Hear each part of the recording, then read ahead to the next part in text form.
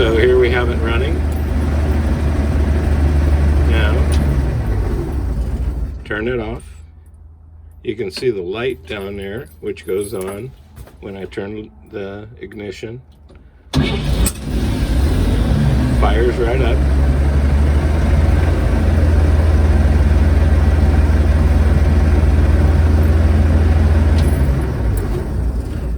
Okay. Turn it off. Okay.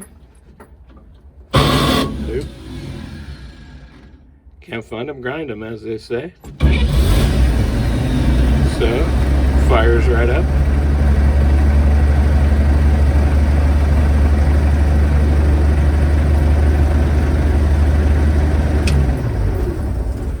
Turn it off.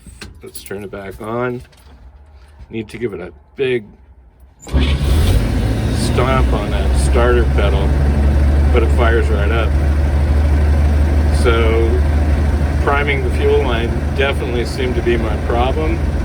I primed it. Now it's starting and firing up. I think we've licked this fuel problem.